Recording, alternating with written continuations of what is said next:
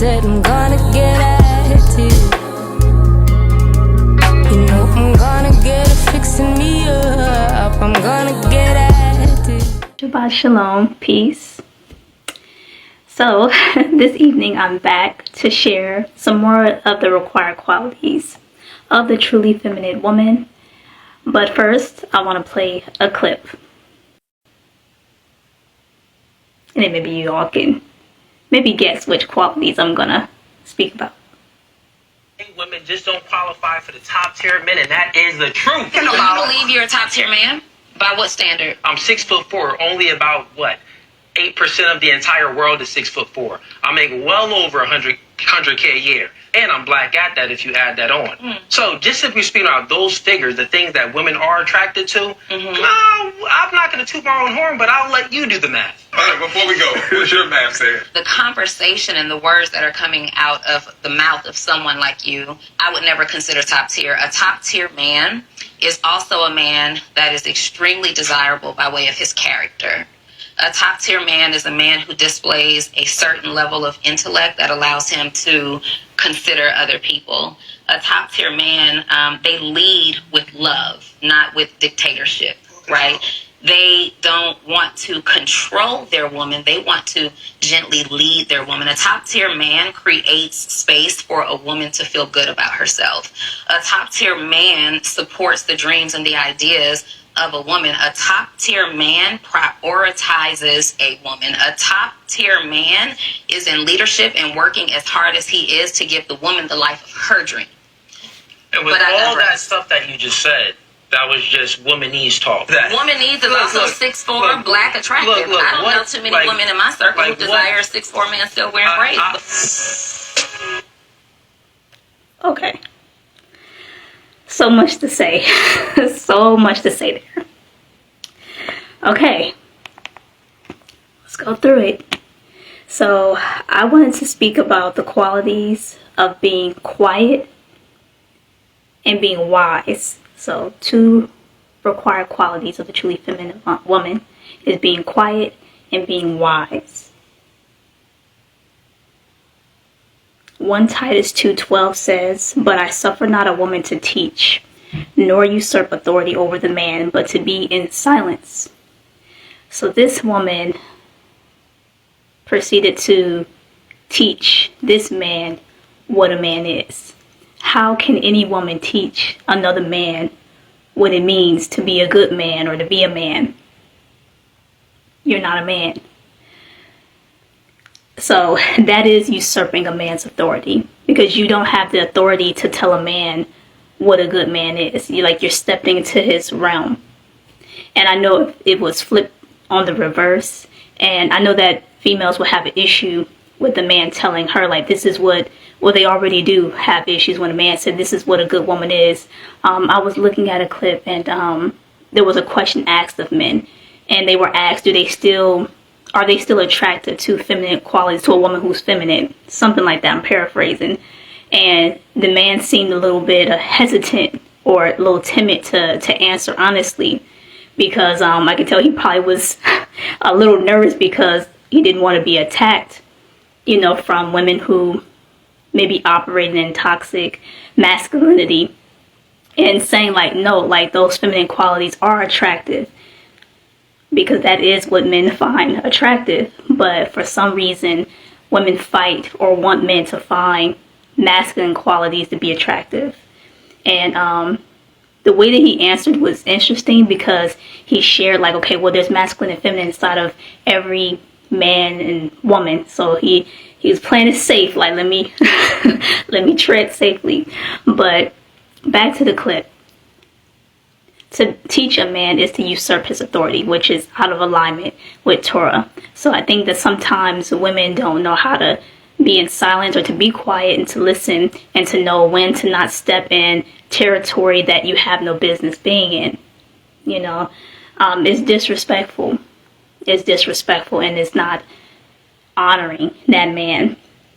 And I'm gonna circle back to that and just kind of speak about my experience in my relationship with my father, just kind of going back to the root.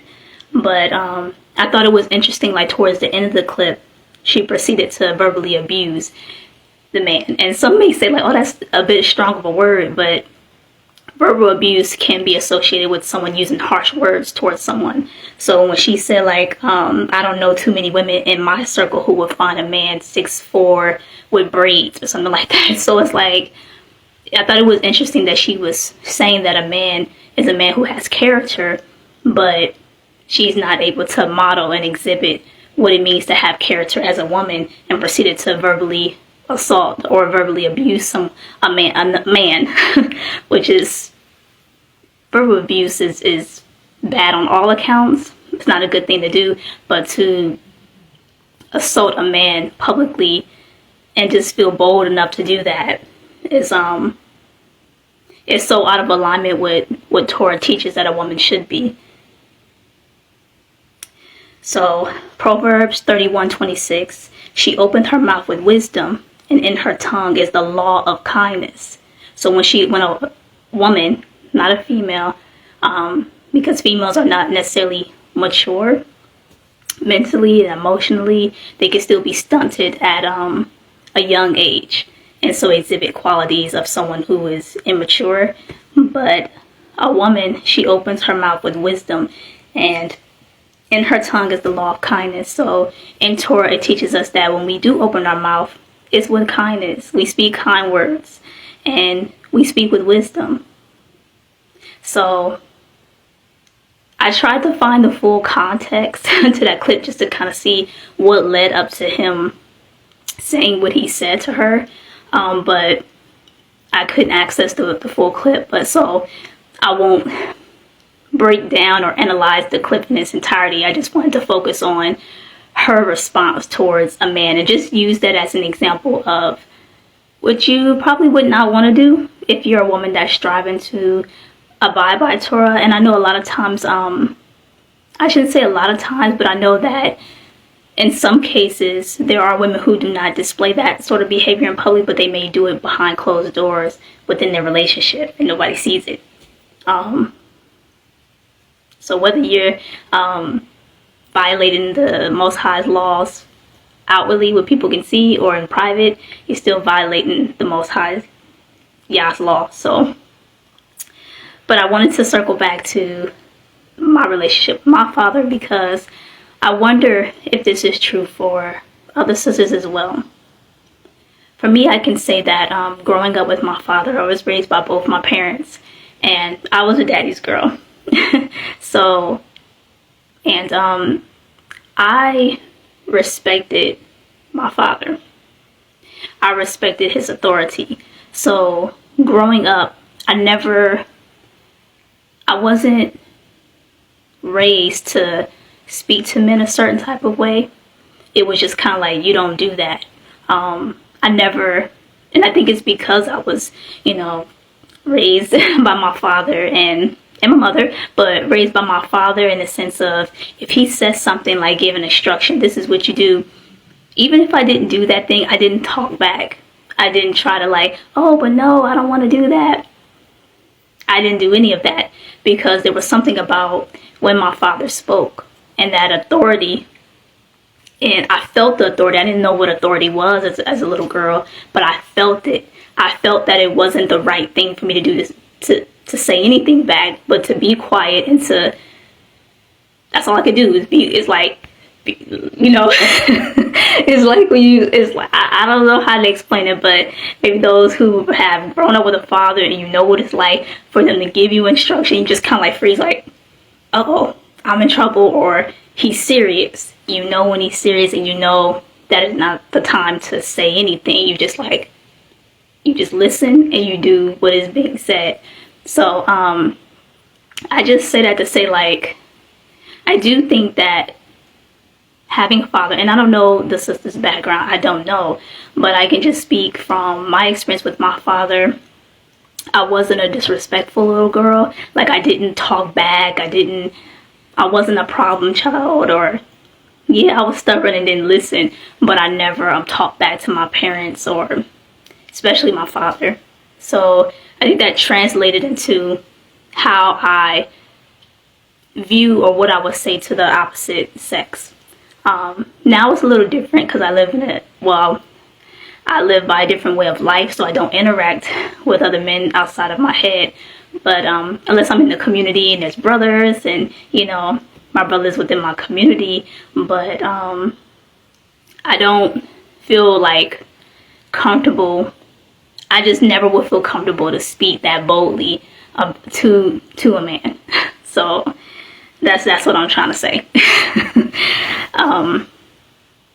I think that the art of being quiet is a lost art. It just seems like a lost art these days. Not knowing when to be silent and to listen and to learn that way.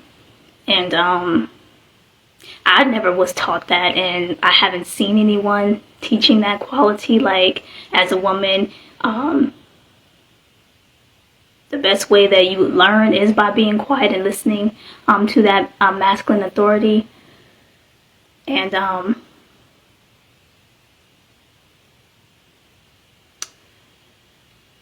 yeah, I think if someone was to say that, it can be offensive, because what I've noticed is that when women hear that, like, you should be quiet and you should learn in silence, they think that that takes away from their strength or their freedom of speech, or that takes away their voice, if you will. And that's just so not the case. I think that females have lost touch with the art of being silent and how there's strength in that. I don't know if anyone ever experienced, you may be in a situation where someone has done you wrong and you don't verbally express it, but you use silence. Not in a manipulative way, not in a passive aggressive manipulative way. I'm not speaking about that. But when it comes to a man, it can be your man, it can be your head, and you don't necessarily have to vocalize and say, like, you did this wrong, and whatever. A lot of times you don't have to do that, but you'll notice that if you're with a righteous man, they will notice it. They will notice it. And they'll see, like, that's a strong woman right there. She's not using her voice to necessarily say, like, you did this, you did that, but she's being quiet, and she's using a different sort of strength, which still brings about a resolution or a change. I'm doing my best to explain it, but it's something that you have to kind of experience just by practicing being quiet, being silent. You notice that when you're with a righteous man, when you're covered by a righteous man, that they are in tune with what it is that you need and want already. So if something was to happen where it's kind of like maybe they did something wrong or they made a mistake, being silent, you can already see when that man is taking care of everything and handling everything, and you really don't have to say anything. And you still are following the law of, she opened her mouth with wisdom, and in her tongue is the law of kindness. But I suffer not a woman to teach nor usurp the authority of a man, but to be in silence. She's still following the laws. Now, some females might take what I'm saying, so let me just share. It doesn't mean that you don't speak or you don't have a voice or you're a doormat. I think some women fear, they feel that fear of, like, oh, you're saying that I can't be assertive, or, I may be a businesswoman, or I may navigate in certain sectors where I speak. I'm not talking about that. I'm talking about when you're in a relationship and how to function inside of a relationship. So not necessarily what you do for business, because if you read Proverbs 31, she was a merchant, she was an entrepreneur, she was a wife, and she was a mother. So she was active. She was doing things. So she wasn't necessarily like a weak woman. She was a strong woman. But she was a woman that was honored in her family, and she knew how to move. And I think that there's a balance.